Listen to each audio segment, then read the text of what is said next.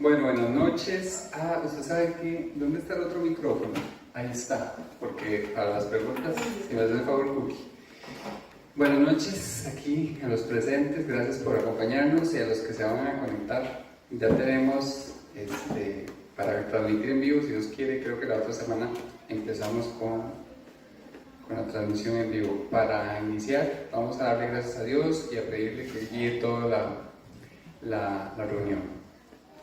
Señor, queremos darte gracias por esta noche y por una oportunidad más en la que nos permites estudiar tu palabra. Ella definitivamente la necesitamos como el alimento a la vida, así que te pedimos que por favor guíes la noche, que nuestro corazón esté dispuesto como un terreno preparado para la siembra, para que esa semilla que se va a plantar por medio de tu palabra pueda germinar y dar un fruto para la gloria eterna, para glorificar tu nombre.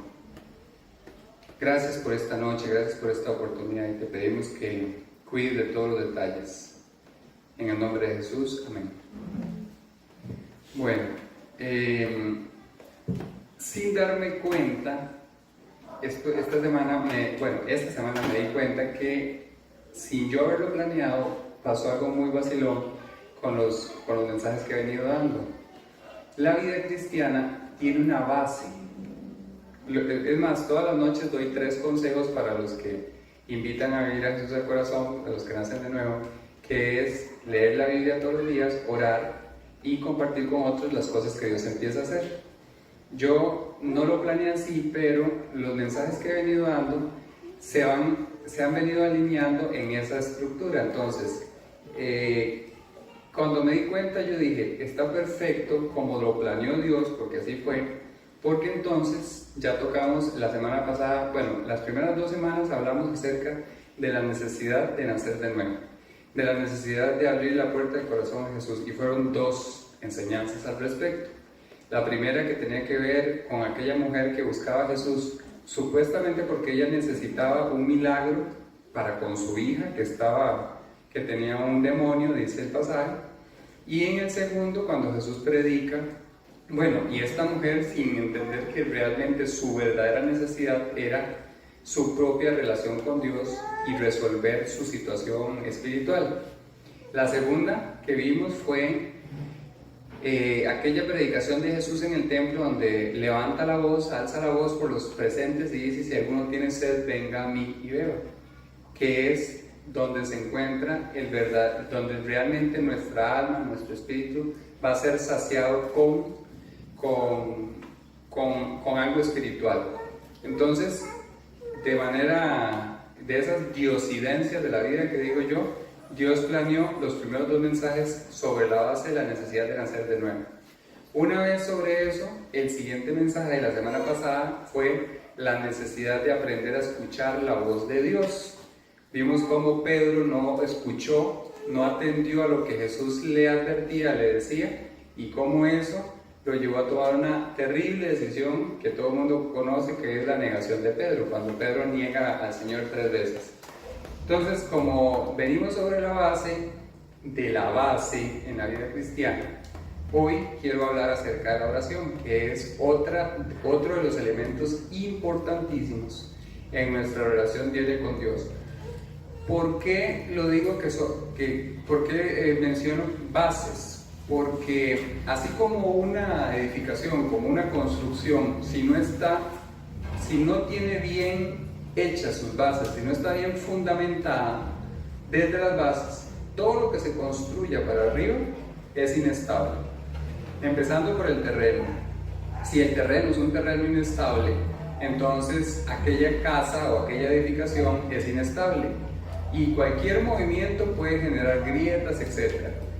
Si el terreno es un buen terreno, pero las bases están flojas, están mal diseñadas, están mal construidas, igualmente la construcción hacia arriba puede tener grandes consecuencias, y entre más alta la construcción, más puede ser el daño. Pienso en un edificio. Si un edificio no tiene buenas bases, la caída puede ser de muchos pisos. Entonces, una de las grandes bases de la vida cristiana es la oración. así como la lectura también, y mi tiempo en la palabra. Entonces, hoy vamos a tocar un poco el tema de la oración.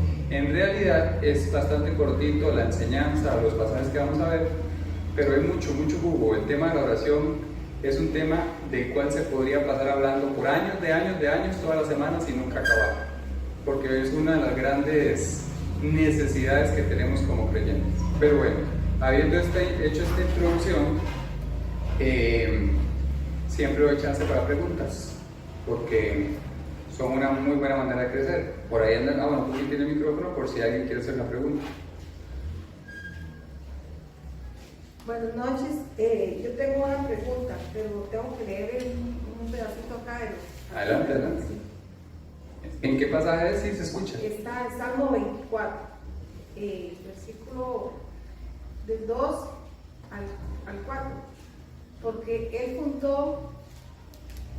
la fundó, del versículo 1 es: de Jehová la tierra y su plenitud, el mundo y lo que en él habita.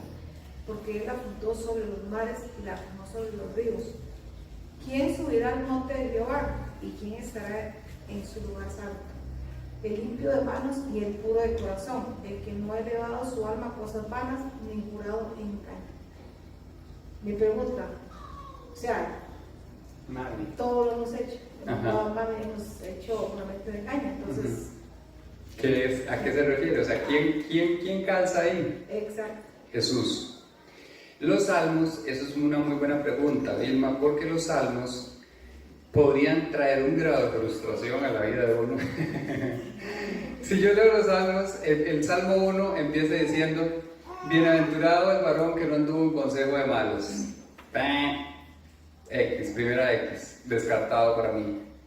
Que no estuvo en camino de pecadores, otra X. Ni en silla de escarnecedores se ha sentado. ¿Qué es una silla de escarnecedores?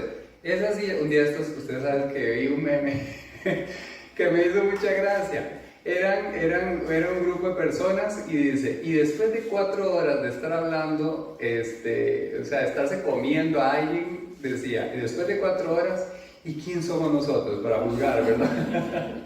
ya ¿qué vas a hacer? Ya tienes el basurero de huesos aquí de toda la comedera que se hizo. Entonces, una silla de escarnecedor, cuando yo me siento a señalar a las otras personas con otro, estoy escarneciendo, estoy, haciendo lo que no debo. Ni en sillas escarnecedores he sentado, todos nos hemos sentado en esas sillas. Sino que en la ley de Jehová está su delicia, y en su ley medita de día y de noche. Será como árbol plantado junto a corrientes de aguas, que da su fruto en su tiempo y su hoja no cae, y todo lo que hace prosperará, dice. Entonces, si yo veo esa introducción del Salmo 1, solo el Salmo 1, yo digo, yo no calzo ahí. ¿Por qué? Porque Dios estableció la línea de los salmos para hablarnos de varios personajes. El primer personaje es Dios. O sea, los salmos son una conversación donde encontramos a un personaje que es Jesús, a otro personaje que es Dios y a otro personaje que es el hombre. Entonces, por lo general, los salmos, no en todos, pero por lo general la mayoría empieza hablando de uno en el que ninguno de nosotros calzamos. Ahí está hablando de Jesús. La relación o la conversación entre Jesús y Dios. Pero después brinca a otra parte donde es la conversación del hombre con Dios. Entonces, en este caso pasa como lo que pasa en el Salmo 1. ¿De quién habla? ¿Quién va a subir al monte de Dios? ¿El puro de corazón o el limpio de corazón? Decía algo así. ¿De quién? ¿Quién no miraba la iniquidad? Dice la Biblia. Entonces, en esos casos está hablando de Jesús. Es muy bonito entender lo que Dios, digamos, trae detrás de esto, porque cuando Jesús muere en la cruz, Él nos regala esa vida en la que ninguno calzó. El limpio de corazón, el que no se sentó en una mesa de escarnecedores, el que no se sentó en una silla de pecadores. Entonces, esa vida en la que nunca calzamos es la que Él nos regala. Por eso es que una de las cosas que que trae aliento a la vida es entender que no se trata de mi estándar de vida, sino de esa vida perfecta que Él vivió. Y que cuando yo lo invito a vivir a mi corazón, yo lo que estoy aceptando es que esa vida perfecta, Él me la está regalando a mí. Entonces, la base de la salvación, como hablábamos ahorita, es la base sobre la que se monta todo hacia arriba. Bueno, volviendo al ejemplo de los cimientos y las bases, les decía que si no está la casa, no está fundada sobre un terreno estable y fuerte, no, es más, Mateo tiene un pasaje cuando dice que el que construye su casa sobre la roca, vendrán vientos, tempestades, inundaciones, y esa casa no va a ser movida. Pero el que funda su casa sobre la arena, cuando vengan las tempestades, como es inestable el terreno, va a caer todo. Entonces, la base sobre la que se debe establecer mi vida espiritual es Cristo. Él es la roca. Una vez que está el terreno, a partir de ahí empieza a construirse todo el cimiento para arriba. Entonces, volviendo al tema de la vida perfecta, esa es la base. Por eso es que tratar de tener una vida espiritual sin haber abierto la puerta del corazón a Jesús para nacer de nuevo, no hay terreno estable, no hay roca sobre la cual yo puedo construir, o terreno fuerte sobre el cual yo puedo construir una nueva edificación, o Dios construir una nueva edificación con bases firmes.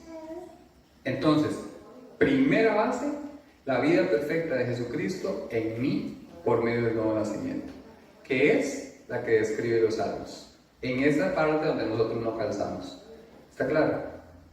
Clarísimo. Así ya puede uno leer los Salmos con una perspectiva que le ayude a entender mejor. ¿Hay alguna otra pregunta? André, ¿este micrófono? Ahí te va el micrófono. Sí, para que se quede en la grabación. Ay, no. En Levítico. Acércate un poquito más. En Levítico, el Levítico 22:30, que él viene hablando de la santidad de las ofrendas. Ajá.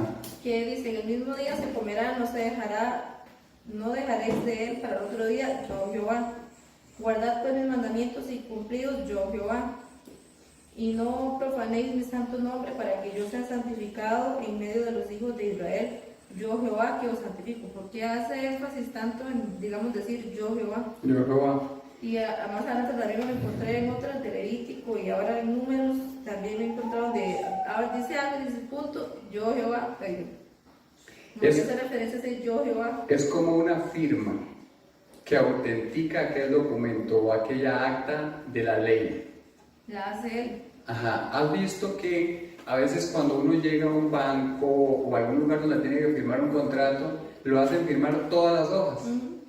Entonces es como, y firma aquí, y firma acá. Entonces le van haciendo puntitos. Firmen esta, y te diste cuenta que terminaste firmando las 5, 10 o 20 hojas que te dieron una por una.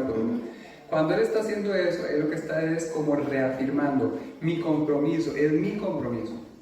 Háganlo así porque es mi compromiso. Esas serían las promesas. Sí, ahora, ¿por qué te digo mi compromiso cuando se supone que el que tiene que hacer las ofrendas es el otro? Porque en realidad la ley no fue hecha para que el hombre la pudiera cumplir. Vamos a ver.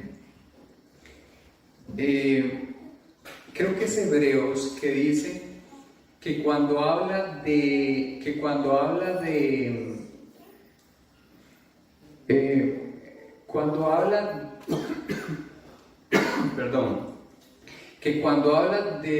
heredero, no es el heredero exactamente el término que usa, pero cuando está hablando de la descendencia, es lo que dice. Cuando habla de la descendencia no dice y de tus descendientes, sino de uno solo, que está hablando de Cristo. Entonces, cuando yo leo el Antiguo Testamento, el libro de Levíticos, por ejemplo, que es un montón de ofrendas, que si yo,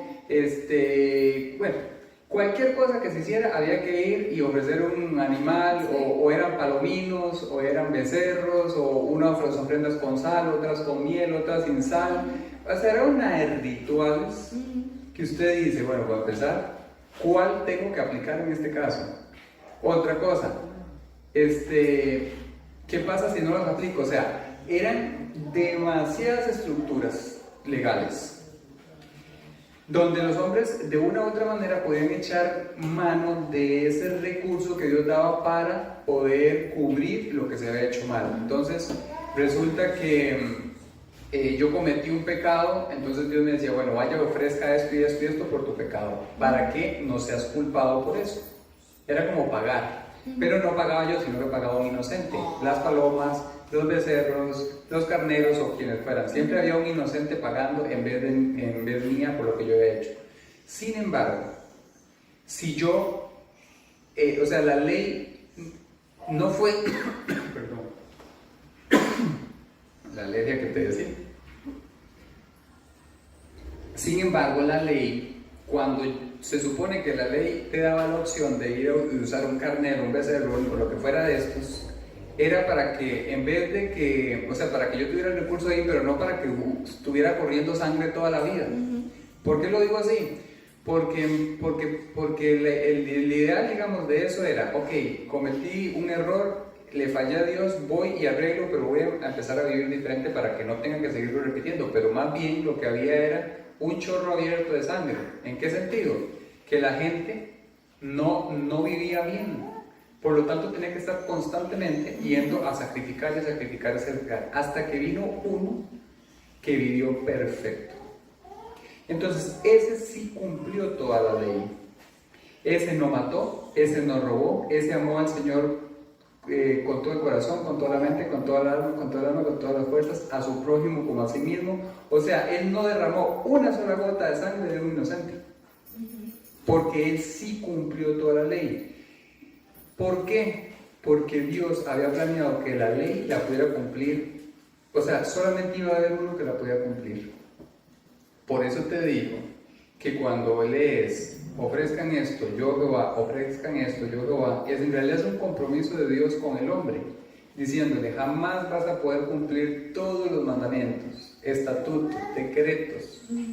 Solo en los primeros 5 libros de la Biblia, como dato curioso, hay 613 mandamientos, decretos, etcétera, como le quieran llamar. Yo no sé si ustedes saben, pero en la ley de Moisés, mezclar lino, la tela lino y la lana era pecado. Y usted dice, comer carne y beber leche, o sea, si usted se comía un buen corte y le traían de postrecito un 3 leches, vaya, mate un becerro por eso, porque cometió un pecado. Entonces, ven cómo hay un montón de cosas que ni siquiera se sabían que estaban mal. Entonces llegó uno que cumplió toda la ley y que nos la regaló cumplida a nosotros, como si nosotros la vivimos. Por eso es que el compromiso es de Dios conmigo, no mío con Dios, porque yo nunca pude dejar de pecar, yo nunca pude cumplir la ley, todo lo contrario, más bien tuve que, o sea, fallé. Entonces el compromiso es de Dios conmigo porque hubo uno que lo cumplió y Él me regaló lo que yo no pude hacer. Ok, entonces, para cerrar, la ley más bien, en vez de volverse mi condena, se volvió en mi abogado defensor a través de Jesucristo. Si Jesucristo no aparece en escena al día de hoy, porque yo no quiero que Él entre a vivir en mi corazón, entonces la ley sigue vigente para mí y sí es un juez que me condena si yo mato, si yo robo, si yo adultero. ¿Me explico? La ley sigue vigente entre tanto que Jesús no me la regale ya cumplida. Cuando yo invito a vivir a Jesús en mi corazón, ya yo en mi propia vida delante de Dios cumplí toda la ley como si no hubiera fallado en un solo punto. Pero si yo no le abro la puerta de mi corazón a Jesús para que Él entre, entonces la ley sí sigue vigente para mí, de manera de que yo sigo teniendo consecuencias por matar, por robar, por adulterar, por fornicar y por todo eso. O sea, sí tengo que pagar por eso. O paga Jesús o pago yo. pero tiene que haber un inocente que pague por mí, y si no, voy yo. ¿Está claro? Sí. Ok, ¿algo más? Nada, bueno, vamos a... Es increíble, ustedes saben, ahorita que estaba respondiendo a André y que le estaba respondiendo a Vilma, hago digamos una conexión entre ambas respuestas, y la Biblia desde el Génesis hasta el Apocalipsis, a quien pone en el centro es a Jesús. Todo tiene que ver con Él. La Biblia es jesucentrista, porque Él es Dios. Él es el autor de todo lo que existe y el consumador. Por lo tanto, Él logró, digamos, como Dios logró, por decirlo así, chocar o colisionar el Antiguo Testamento y el Nuevo Testamento en una sola persona, en Jesucristo. Y ese es el autor de toda nuestra vida, desde la creación que somos hasta lo que vamos a hacer en la eternidad, con Él o sin Él para siempre. Por eso es que una de los objetivos principales de nuestra vida debe ser conocerlo más a ese autor de toda nuestra vida. Vea lo que dice Juan 1:1. Lo voy a leer. El Evangelio de San Juan.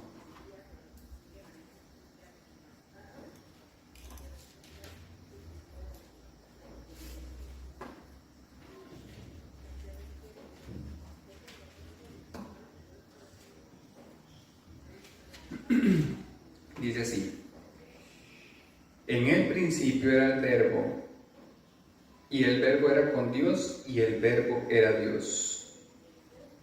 La palabra, el verbo, era lo que existía en el principio con Dios, y a la vez era Dios. Ese juego de palabras que en el 14 ya se nos revela, digamos, esa incógnita que dice, ¿cómo era el verbo era con Dios, el verbo era Dios? ¿A qué se refiere? Dice 14, y aquel verbo, el 2, el 1-2 dice, este era en el principio con Dios, todas las cosas por Él fueron hechas, y sin Él nada de lo que ha sido hecho fue hecho. Ese verbo que era con Dios, que a la vez era Dios, y que a la vez es el autor de todo lo que ha sido hecho, y que sin Él nada de lo que existe existiría, dice el 14, y aquel verbo fue hecho carne y habitó entre nosotros, y vimos su gloria, gloria como el unigénito del Padre, lleno de gracia y de verdad. Está hablando de Jesús. Es el todo, el absolutamente todo. Por eso, como les digo, nuestro reto es poder conocerlo de una manera cada vez más íntima y personal, habiendo pasado por la base de haberlo invitado desde el corazón. Y ahí, como punto de partida, arranco con el tema de hoy. De hecho, a mí me gusta ponerle títulos a los mensajes, y lo llamé "Cómo mover a Dios a responder", pero necesito hacer una introducción. Como les decía, venimos viendo un tema de consejos. Siempre doy los consejos: leer, orar y compartir con otros lo que Dios está haciendo. Pero esos 3 consejos siempre lo doy para todos aquellos que toman la decisión de nacer de nuevo, como le dijo Jesús a Nicodemo en el capítulo 3 de Juan. Le dice: Nicodemo, es necesario nacer de nuevo para ver el reino de Dios. Entonces, una vez establecido el terreno, o la base, o la roca, que es Cristo, sobre lo cual todo lo demás se va a construir, teniendo claro esa primera parte, empiezan los consejos. Primer consejo: leer la Biblia. Y como les decía antes, fue un poco lo que veíamos la semana pasada acerca de la insistencia de Jesús con Pedro, diciéndole: Pedro, póngame atención a lo que le estoy diciendo. Dios nos dice de igual manera: pónganme atención a lo que les estoy diciendo. Su palabra, estar atentos a ella.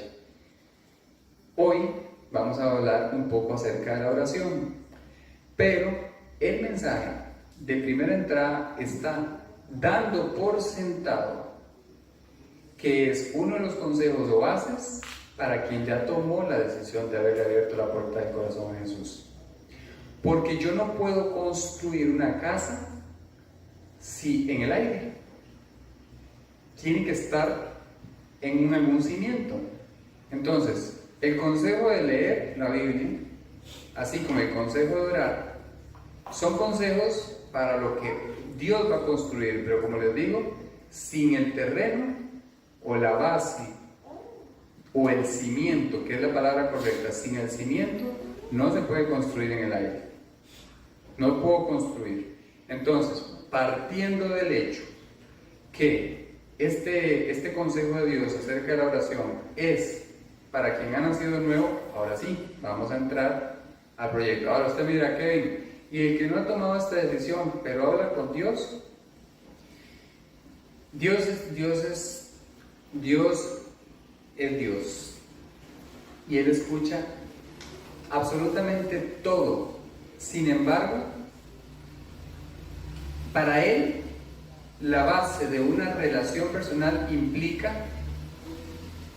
una conversación, por ejemplo. Hay personas que me pueden estar viendo en internet por medio de los mensajes que yo no los conozco, porque alguien le compartió un link o algo así. Yo con esa persona no tengo una relación personal. ¿Por qué razón? Porque nunca he hablado con esa persona. La persona puede pensar, por ejemplo, esto es algo muy común que pasa.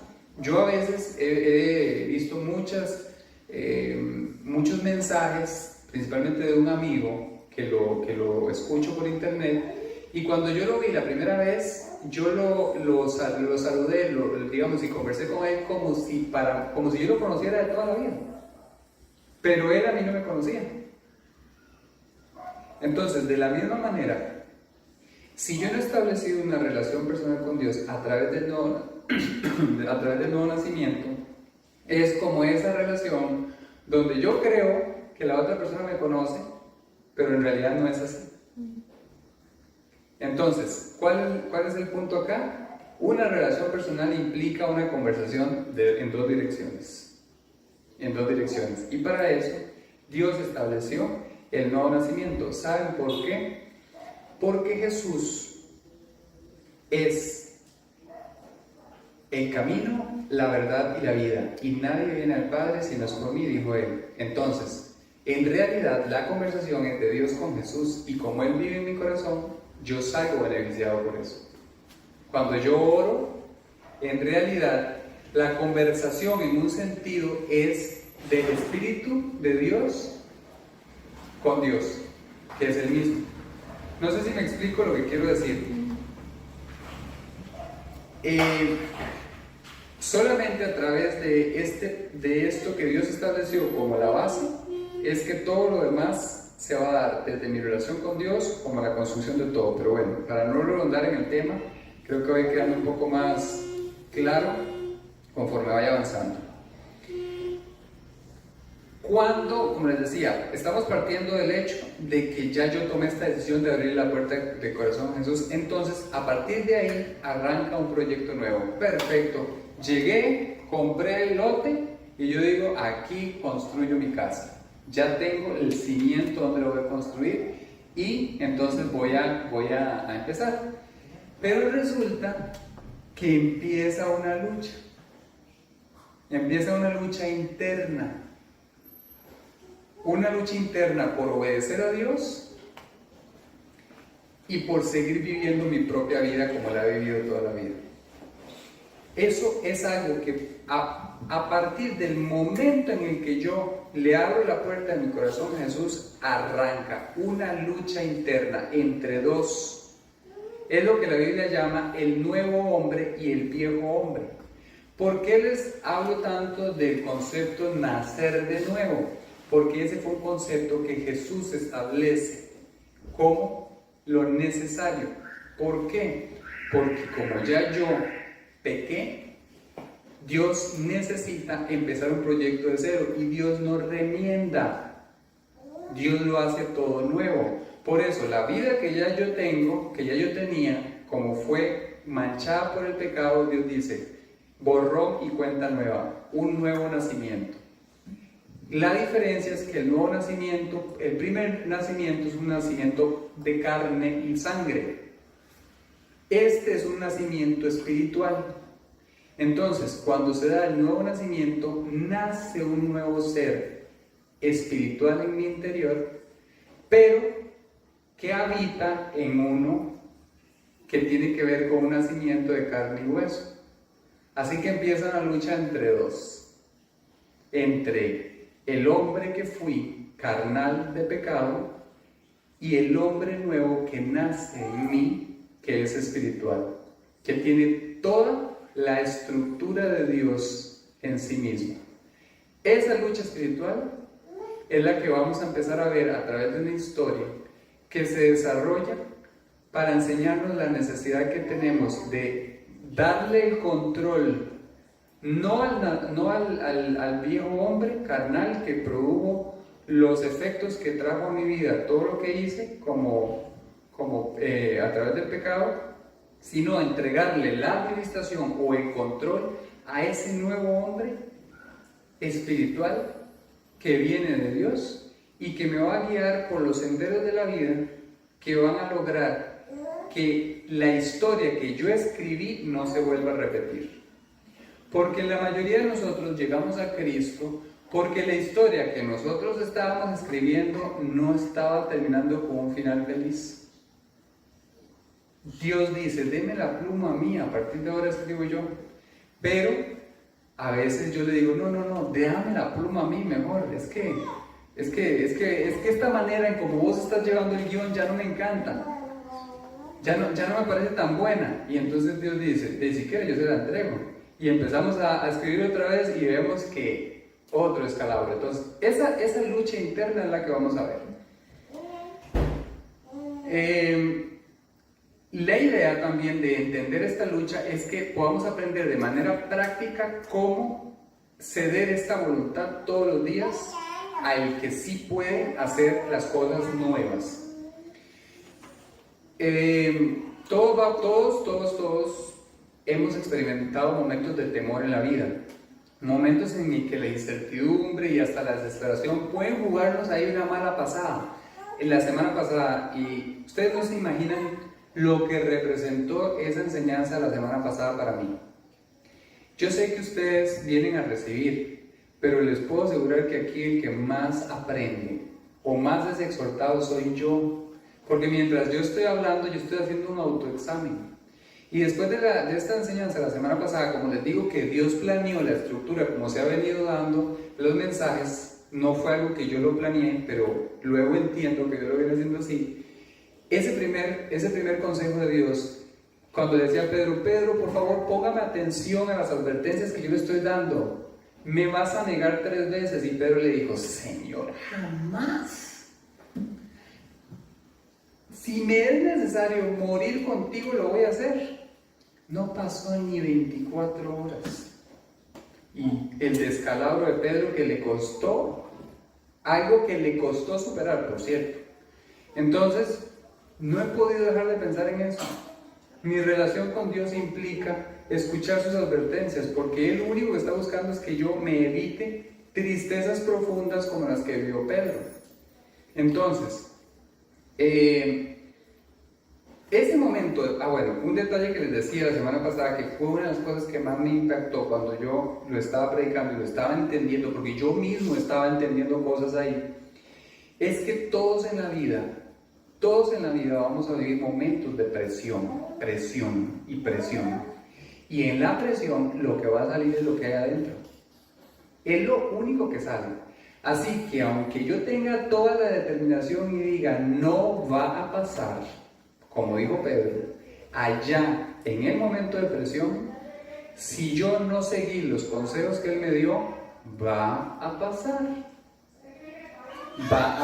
Entonces, aquí les decía que todos hemos vivido momentos de presión, momentos de temor. Entonces, lo primero que yo tengo que entender es que yo debía haberme preparado espiritualmente a través de la relación con Dios allá atrás, para que a la hora, en el momento de presión, Cuando apriete, lo que salga es el control del Espíritu de Dios para hacerme reaccionar bien. Si yo trato de que lo que salga es algo diferente a lo que hay adentro, no lo voy a lograr porque la presión va a sacar. Entonces, el primer punto que veíamos la semana pasada es, ya en la prueba ya no hay nada que hacer, lo que va a salir es lo que hay adentro. Si yo me preparé y seguí el consejo de Dios atrás, cuando Dios me daba la oportunidad, en el momento de la prueba y de la presión, Dios va a sacar oro o va a sacar el control del Espíritu de Dios. Si yo no me preparé, cuando llegue el momento de la prueba, lo que sale es mi propia naturaleza.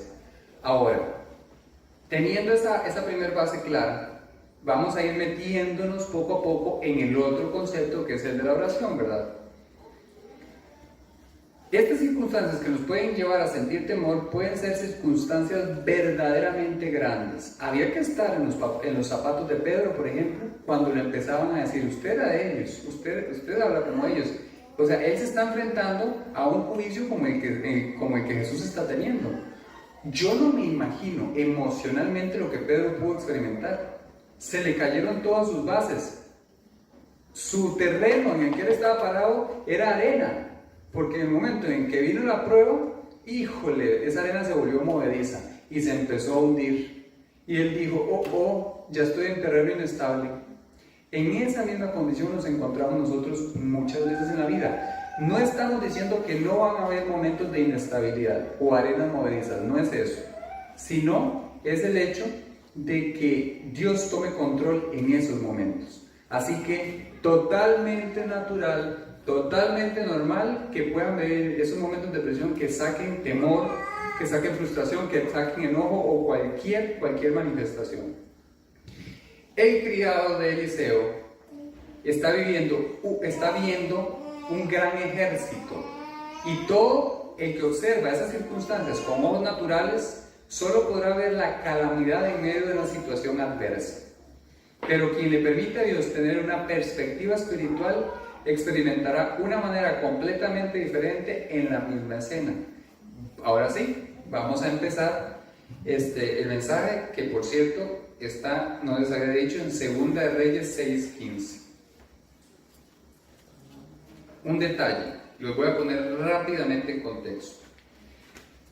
Eliseo es un profeta del Antiguo Testamento, su criado es una persona que le ayuda y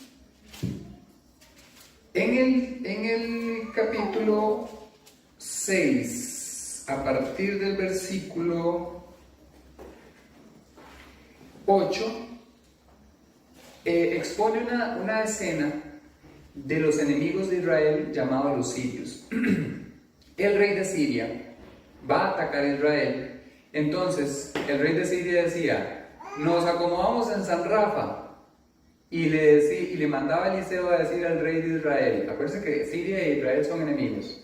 Entonces Eliseo, que era un profeta a favor de Israel, le mandaba un WhatsApp al rey de Israel, le decía, no vayas por San Rafa, ahí te están esperando. Entonces él se iba por la Guasima. Decía el rey de Siria, ahora nos vamos a acomodar en la Guasima. Le mandaban WhatsApp a Eliseo y le decía a Eliseo al rey de Israel, váyase por San Rafa porque lo están esperando en la Guasima. Y eso se dio varias veces. Entonces el rey de Siria dice, a ver, señores, ninguno aquí me va a decir quién es el infiltrado que le está llevando todos los chismes al rey de Israel. Y se levantó y le dice, no, señor, lo que pasa es que en Israel hay un profeta y Dios le dice ¿dónde vamos a estar nosotros? Entonces el rey de Siria dice, muy fácil, vamos contra el profeta, que es el que nos está echando a perder los planes. Ok, en este momento nos estamos ubicando, ¿cuál? En el momento en donde ya todo el ejército de Siria está rodeando a un hombre y a su criado. Ahí arranca la escena que estamos viendo, que vamos a ver, que vamos a estudiar, está en 2 de Reyes 6:15. Dice así, y se levantó de mañana y salió el que servía al varón de Dios, y aquí el ejército que tenía sitiada la ciudad con gente de caballo y carros. Entonces su criado le dijo: ah, señor mío, ¿qué haremos? El criado de Eliseo representa esa perspectiva de la vida donde percibimos a Dios como alguien que no tiene el poder para manifestarse grandemente en nuestra vida. Recuerden y no pierdan de vista este escenario. Estamos estudiando a través de la historia de dos hombres la lucha que todos experimentamos internamente entre el bien y el mal, entre ese angelito blanco y entre el demonio rojo, que todos hemos visto personificados, pero eso es de manera interna. Entonces, el criado es ese que representa a esa perspectiva humana, preocupada, afanada, a esa perspectiva que solamente le da paso a mis reacciones, las que siempre tuve. Esa es esa perspectiva la que tiene el criado. Eliseo, por su parte, es el que todos necesitamos ser. Esa perspectiva espiritual, donde podemos ver a Dios detrás de todo, donde entendemos de lo que es capaz, de su gran poder. Ahora hablaba con Vilma y hablábamos, ¿verdad? Cómo entre más pasa el tiempo nos damos cuenta que de verdad los problemas terminan siendo una gran bendición. Pero eso es porque sencillamente uno aprende a ver a Dios detrás de todas las cosas. Aprender a ver a Dios detrás de todas las cosas es un descanso para la vida, porque no implica que no van a haber problemas, implica que en medio de los problemas podamos tener la perspectiva de Eliseo y no del criado de él. 6:16 dice: él le dijo: no tengas miedo. Oh, usted me dirá: no tenga miedo. No tenga miedo si me acaban de dar un diagnóstico que puede ser que se acabe todo en unos cuantos días. O no tenga miedo cuando me acaban de dar la noticia que lo perdí todo. O no me explico, cualquier escenario. En este momento el criado está viendo un ejército completo que viene contra su señor y contra él. Entonces imagínense lo que es ver, no sé, ¿qué podría hacer ese ejército? Si va a pelear contra Israel, 50,000, 10,000, 100,000 soldados. Y yo vuelvo a ver para acá y digo, 1, 2. Ok, se nos cayó la grabación, pero entonces él está completamente confiado en su amor y está completamente confiado en que, como en ocasiones anteriores lo ha sacado adelante, lo va a volver a sacar. Como un padre a un hijo que vive cerca de él en obediencia. Cuando un hijo vive en esa condición de buena relación con su padre, cualquier cosita que pase sabe que puede salir corriendo y su padre lo va a cuidar, lo va a defender. Pero cuando yo como hijo empiezo a alejarme y a desobedecerle, cuesta más que yo regrese porque yo pienso que el padre está enojado conmigo y el padre lo único que quiere es poder ayudarme. Pero me he ido tan largo que allá me asaltaron y no estuvo él para cuidarme o resguardarme. No sé si me explico el ejemplo que quiero dar. El padre siempre está con la disposición de ayudar. Lo que pasa es que entre más largo me voy, menos, digámoslo por decir así, me cuesta más estar en su cobertura de cuidado y protección. Sin embargo, él lo único que quiere es que yo esté cerca, porque ahí cerca de él, más son los que están con él que los que están contra mí.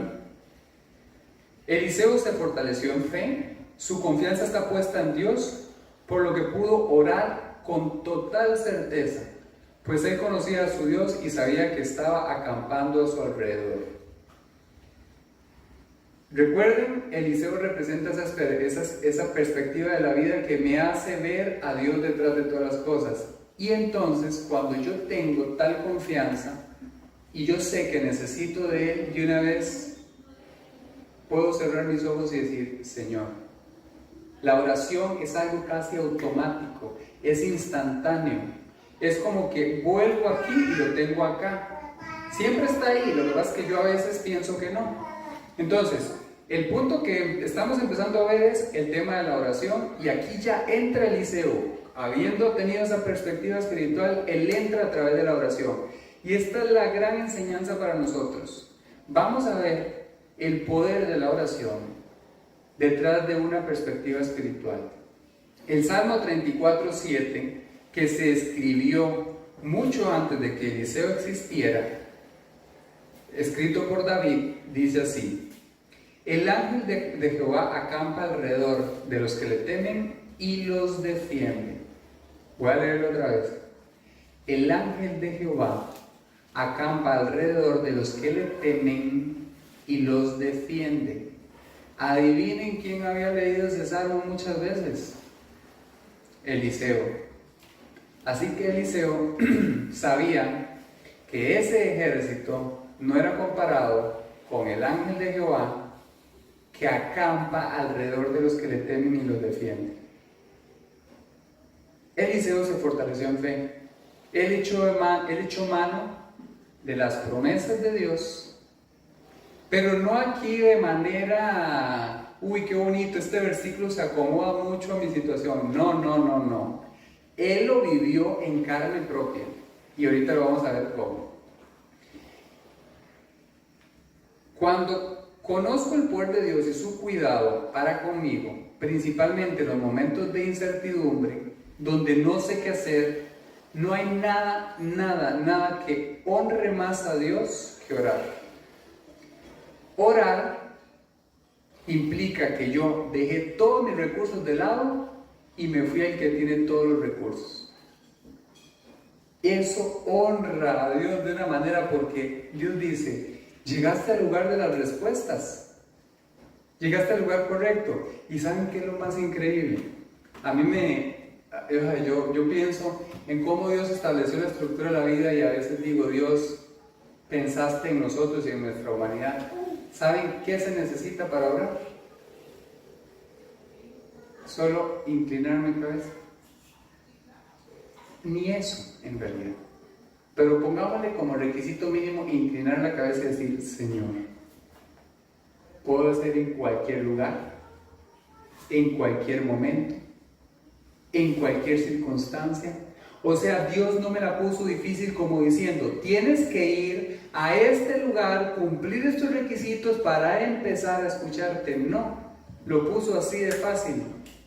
Señor, al orar yo le estoy diciendo que mis recursos no son suficientes y que mi confianza está puesta en Él, que mi actitud es de esperar en su manifestación y que solo Él puede hacer aparición en escena, porque voy a pasarme al lado del criado por un momento, porque honestamente yo tengo que confesar que el criado tiene razón o no tiene razón. Claro que lo tiene. Entonces yo sí justifico al criado. Señor, es que 1, 2.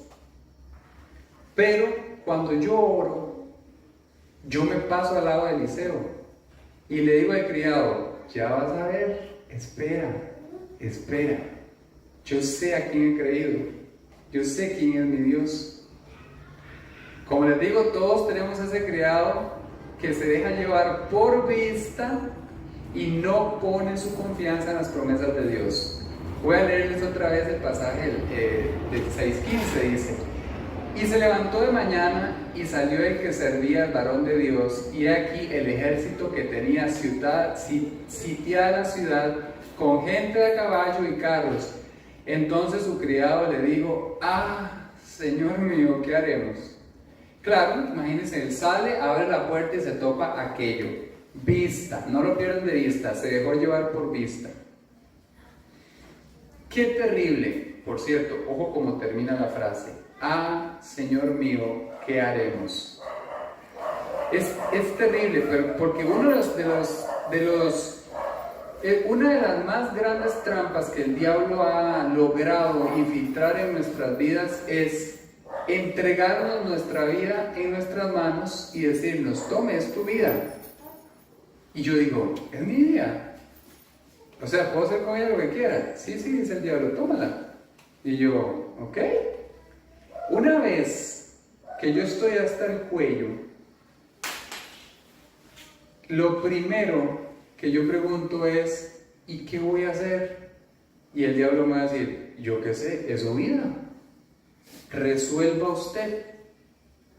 Cuando el criado dice, Señor mío, ¿qué haremos?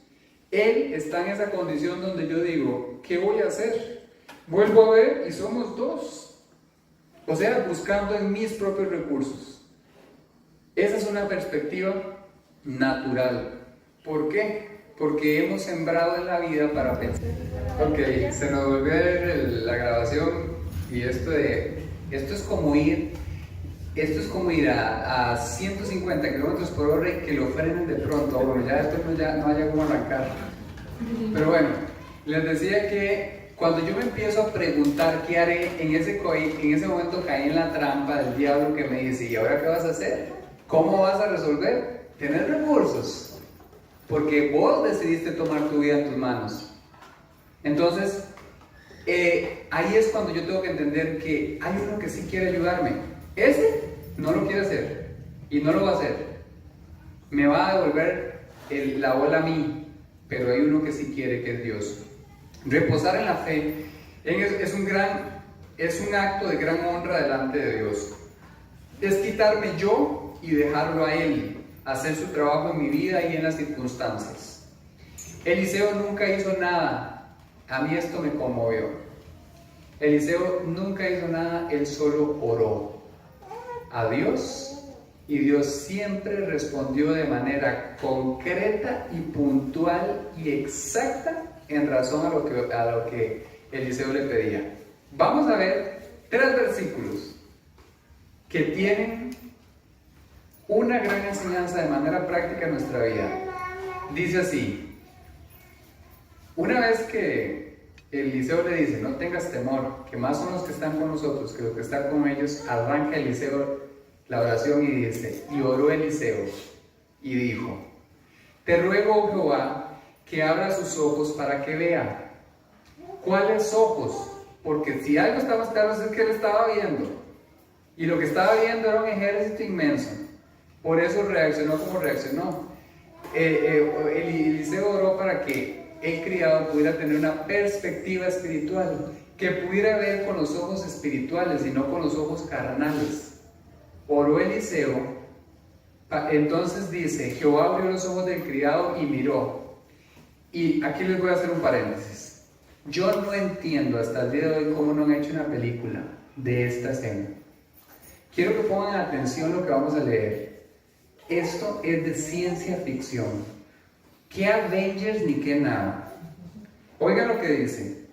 Jehová abrió los ojos del criado y miró, y he aquí que el monte estaba lleno de gente de a caballo y de carros de fuego alrededor de Eliseo. Ustedes se pueden imaginar aquella escena, que el criado por un momento abre sus ojos después de aquella oración de Eliseo y vuelve a ver y ve carruajes de fuego. A mí se me hincha. ¿Cuántos son? Vengan. Claro, porque ahora sí estoy viendo lo que Dios quería que yo viera detrás de aquello. Saliéndonos de aquella escena extraordinaria, porque lo es. ¿Se acuerdan que les decía que Eliseo sí había leído aquel versículo y estaba confiando que el ángel de Jehová acampa alrededor de los que le temen y los defiende? Y este sí era real, tal cual. Entonces, primer detalle, este tema de que sí había más con él, pero no es ahí donde quiero que nos centremos, sino en que Eliseo oró. Eliseo oró y Dios le respondió conforme a su oración. Dice, y luego que los sirios descendieron a él, oró Eliseo, segunda vez. No fue suficiente con la primera oración. Eliseo siguió diciéndole, Dios, hoy estoy caprichoso y te voy a pedir puntualmente porque necesito respuestas puntuales. Dice, y oró Eliseo a Jehová y dijo, te ruego que hieras con ceguera a esta gente, y los hirió con ceguera, conforme a la petición de Eliseo, conforme a la petición de Eliseo. O sea, literalmente Dios está diciendo, pídame, Eliseo, todo lo que quieras. Pídame, estás confiando en mí, yo te voy a responder. Pídeme, pídeme. La Biblia tiene tantos pasajes donde Dios casi que nos ruega y nos pide, por favor, pídame, pídame. Si hiciéramos, un día voy a hacer ese ejercicio, ustedes saben, un día voy a hacer el ejercicio de cuántas veces es que Dios casi nos ruega que le pidamos. Porque Él está deseoso de mostrar los carruajes de fuego ahí, acampando alrededor nuestro. Entonces dice, oró Eliseo a Jehová, te ruego que hieras con ceguera a esta gente, y los hirió con ceguera conforme a la petición de Eliseo.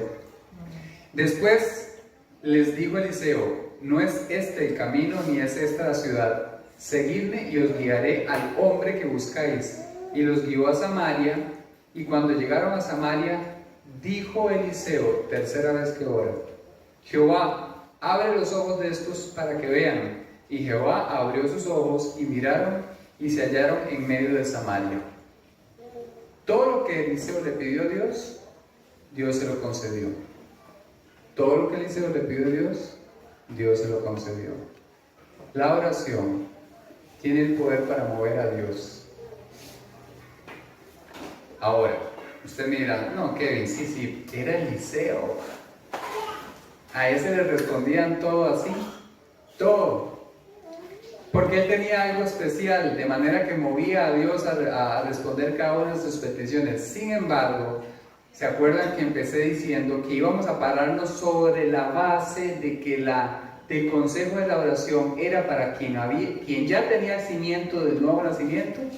Así que todos los que hemos nacido de nuevo, dice Juan 1:12, que a los que le recibieron y a los que creen en su nombre les dio potestad de ser hechos hijos de Dios. Así que todos pasamos a tener la misma condición que Eliseo.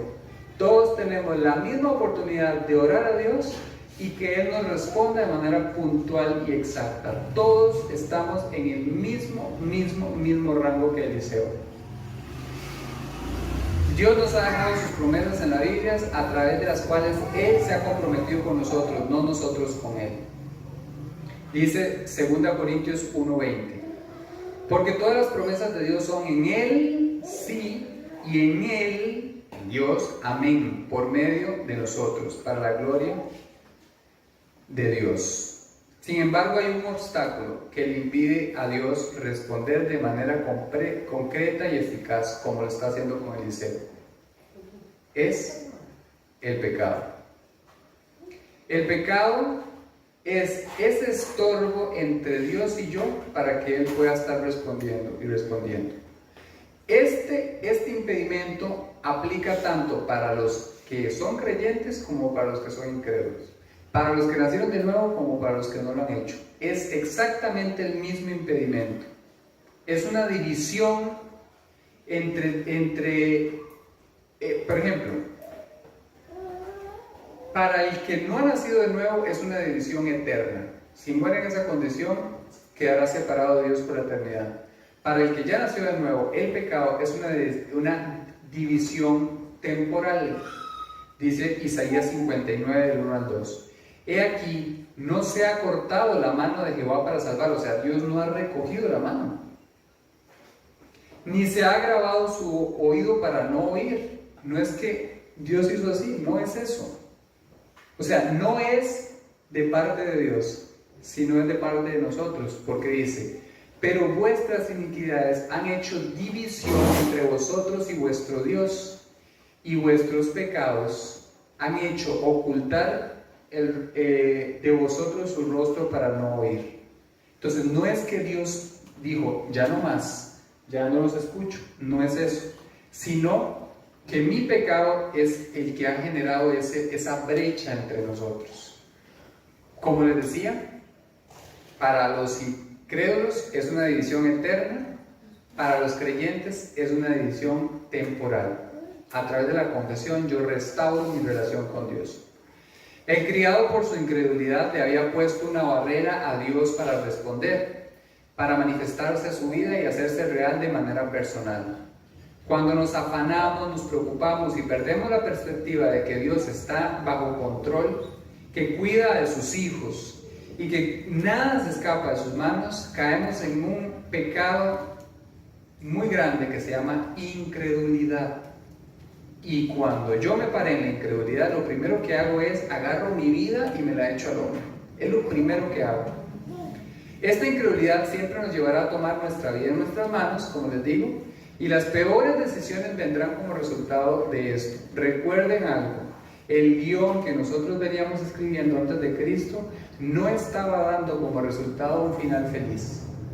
Cuando yo permito el pecado en mi vida y este pecado me lleva a la incredulidad, lo que vuelvo a hacer es agarrar de nuevo la pluma y empezar a seguir yo con el guión que traía.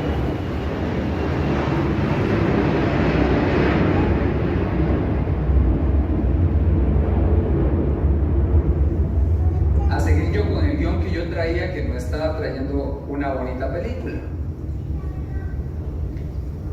¿Cuántas consecuencias hemos experimentado por esta actitud de querer vivir independientes a Dios, tratando de solucionar nuestros problemas, nuestras circunstancias? Es tiempo de hacer un alto en el camino y probar algo diferente, algo que se llama la fe. Dice Hebreos 11:6, pero sin fe es imposible agradar a Dios.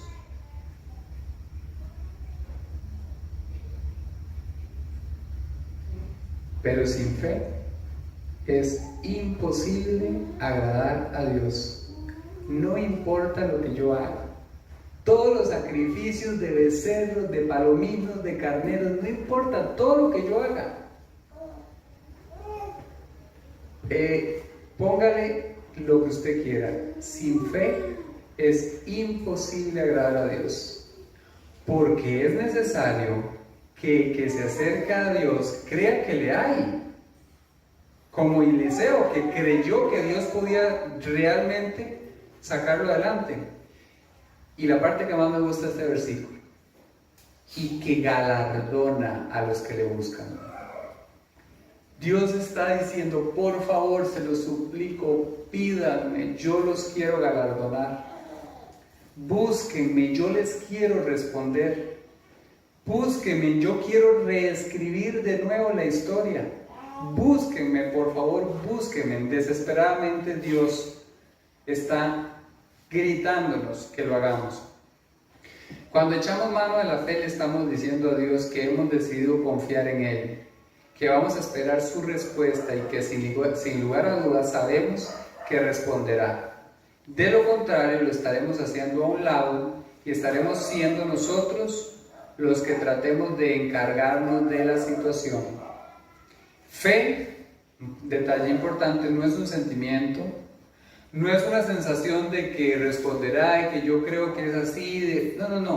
No es un tema de positivismo, es un tema de poner mi confianza, de poner mi confianza en lo que está acá, así de simple. Hasta en eso la puso fácil.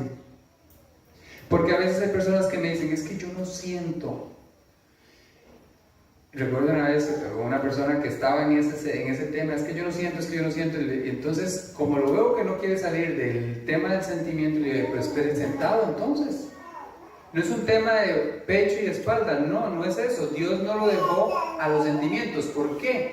Porque en medio del pecado yo no siento más que un montón de sentimientos terribles.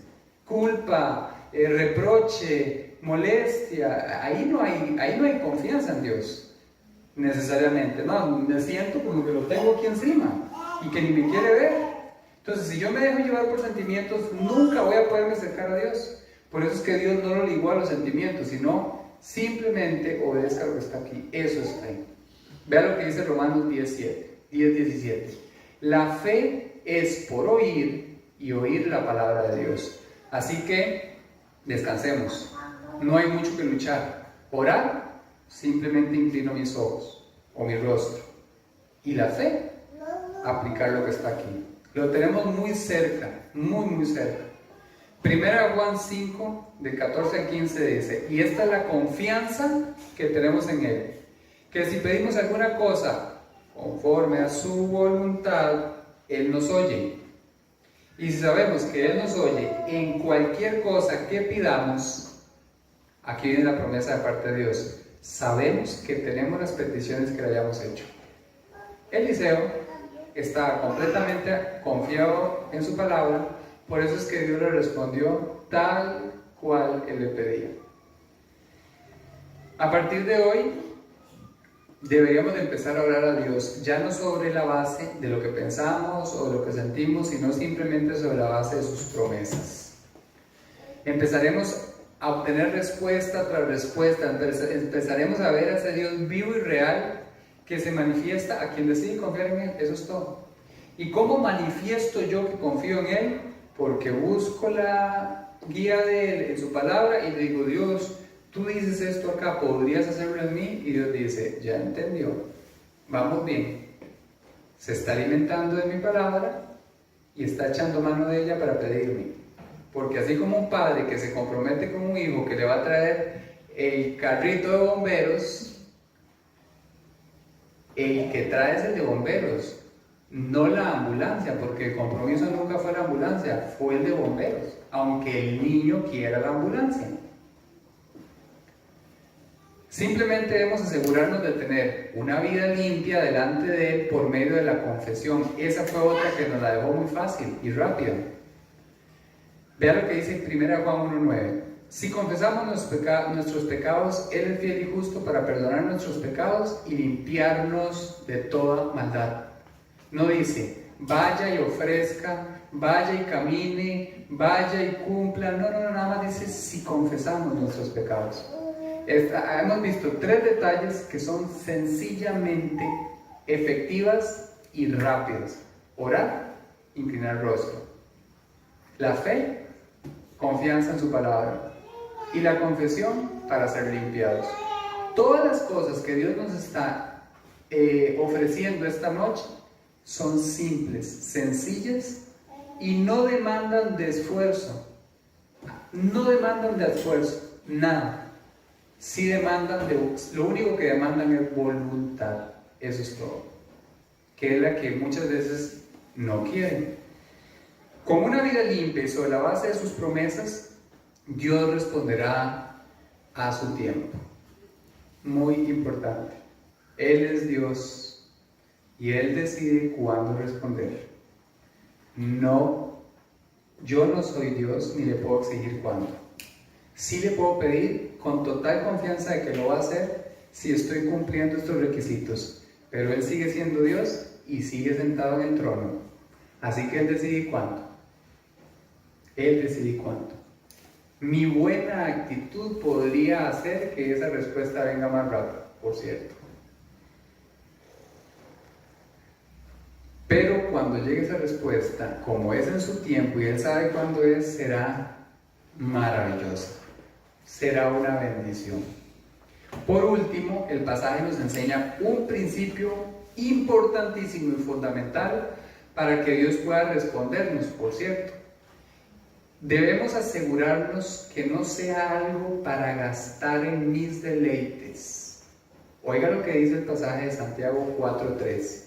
Pedís y no recibís, porque pedís mal, para gastar en vuestros deleites. Oigan cómo termina la escena de la historia de Eliseo y estos ejércitos. Cuando el rey de Israel los hubo visto, dijo a Eliseo, ¿los mataré, padre mío? Él le respondió, no los mates. ¿Matarías tú a los que tomaste cautivos con tu espada y con tu arco? Pon delante de ellos pan y agua, para que coman y beban. Son sus enemigos, no pierdan de vista. Para que coman pan, pan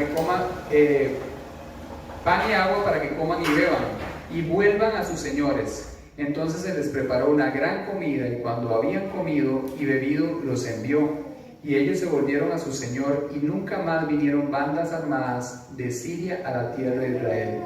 Eliseo estaba claro que lo importante no era satisfacer su sed de venganza, porque acuérdense a quién vinieron a matar, a él.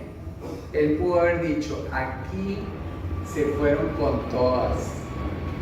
Aquí me las pagan juntas todas, ¿no?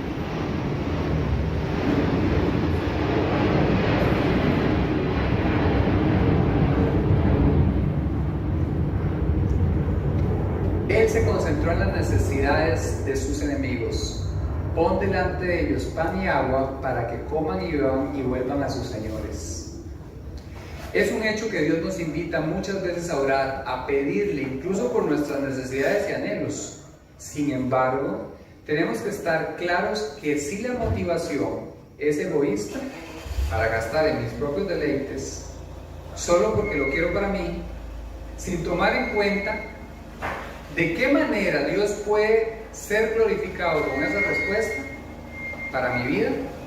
Es un hecho que no voy a obtener la respuesta, se los puedo asegurar. Quiero volver a repetir eso. Si lo que yo le estoy pidiendo a Dios es un motivo egoísta solamente para mí, Dios no va a responder. Porque Él lo que busca es ser glorificado en cada una de las respuestas que Él traiga. Él quiere que la gloria y la honra sean para Él, porque de esa manera nosotros nos estamos asegurando que la historia se esté reescribiendo de manera correcta. Tenemos que hacer un análisis. Hoy oraba en la mañana. Hoy oraba en la mañana por un anhelo muy grande que tengo en mi corazón. Y me aseguré y le dije, Dios, te pido que por favor traigas esto a mi vida, que anhelo, por esta y esta y esta y esta razón. Estaba concentrado en decirle, Dios, no lo quiero solo para mí, aunque es un hecho que yo obtendré algo que anhelo con todo mi corazón. No es algo para mí. Quiero que tu nombre sea glorificado por medio de esta respuesta. Quiero que a través de esto venga, que tu nombre sea levantado en un sentido con lo que le estaba diciendo. Si es para mí, no va a ser de bendición para mi vida. Así que Dios quiere respondernos aún nuestros grandes anhelos. Él quiere concedernos lo que más deseamos, pero necesitamos que la oración esté bien direccionada. Eso es todo. Y todo lo que hemos visto hoy es fácil. No nos la puso difícil. Cuando nosotros dedicamos nuestro tiempo a orar por respuestas que benefician a otros, como la salvación de los seres queridos, como las necesidades de nuestros hermanos en Cristo, o intercedemos por aspectos tan importantes como nuestro país, por ejemplo, y sus gobernantes, que Dios nos exhorta a pedir por eso, podemos estar seguros que Dios estará más presto a responder que lo que nosotros estamos dispuestos a pedir. Porque a veces estamos demasiado concentrados en nuestra lista de oración. La nuestra, la mía. Yo primero, yo segundo y yo tercero. Y yo de último, por si quedó duda. Y Dios dice, ¿y no has pensado en tu vecina que está con muchos problemas de matrimonio? O en tu compañero de trabajo que acaba de perder a un familiar y está con muchos problemas emocionales y le está costando salir de ahí? ¿No has pensado en ellos? Dice Dios. Recuerden, tenemos que dejar la actitud egoísta de solamente estar pensando en mí. Una de las cosas que a mí más me ha ayudado para cuando estoy con problemas es salir a caminar y empezar a orar por una lista de personas por las que oro constantemente y con todas y cada una de sus necesidades. Ustedes no saben cuánta paz trae a mi corazón hacer eso. Y he visto respuestas del tamaño de los carruajes de fuego. La oración tiene poder. Bueno, el que tiene poder es Dios, pero a Él es al que estoy recurriendo. Recuerden el pasaje de Isaías que leímos ahorita, lo vuelvo a recordar. He aquí, no se ha cortado la mano de Jehová para salvar, ni se ha grabado su oído para no oír. Dios sigue así, y sigue así. Él no se ha cortado. Debemos aprender a mover el brazo de Dios en oración, tomando en cuenta que todo aquel que ha nacido de nuevo siempre tendrá una lucha dentro de sí. Era el tema también. para ver a Dios manifestar su poder y su compromiso.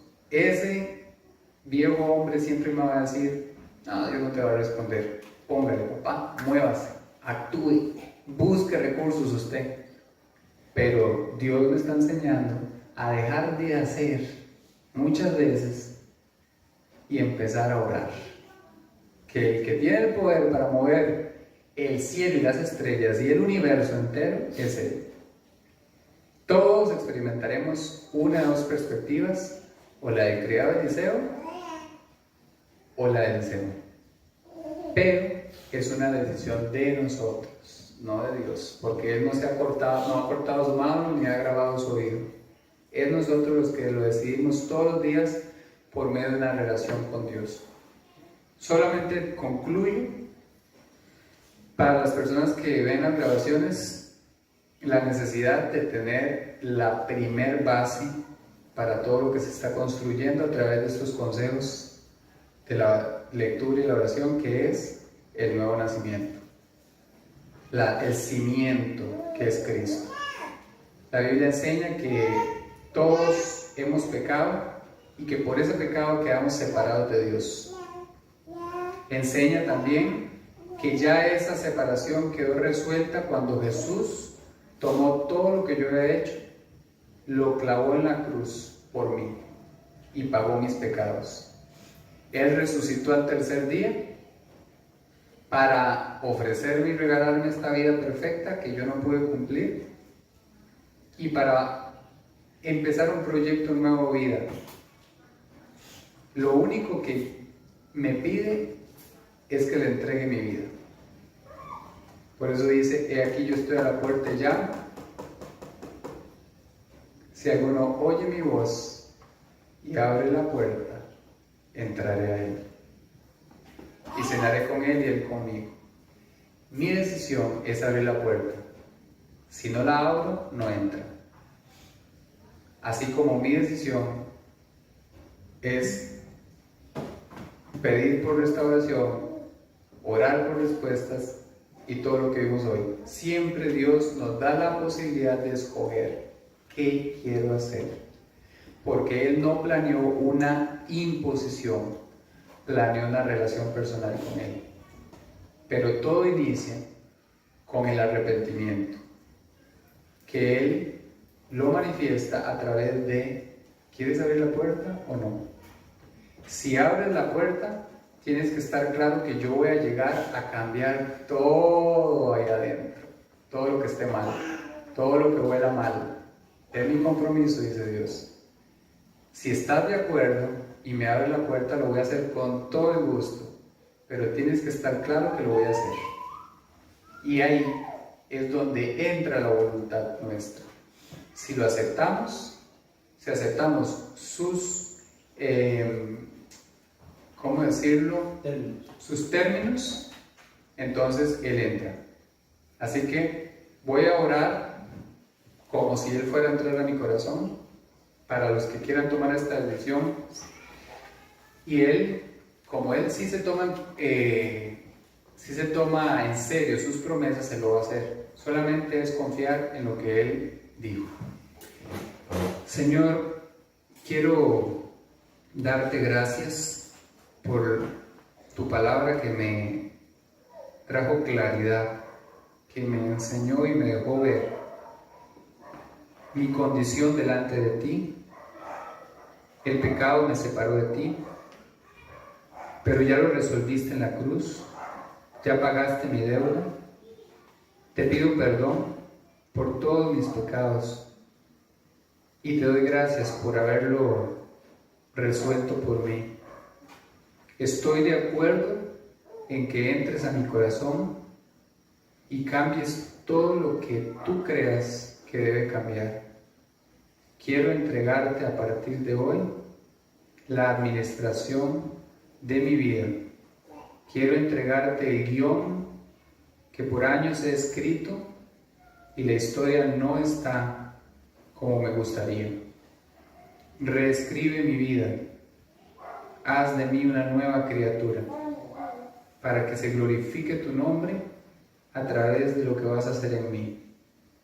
Gracias por perdonarme. Gracias por salvarme. Y gracias por haber entrado a vivir a mi corazón.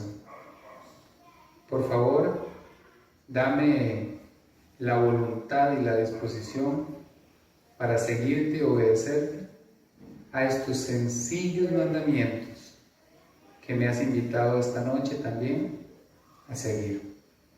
Todo esto te lo pido y te doy las gracias en el nombre de Jesús. Amén.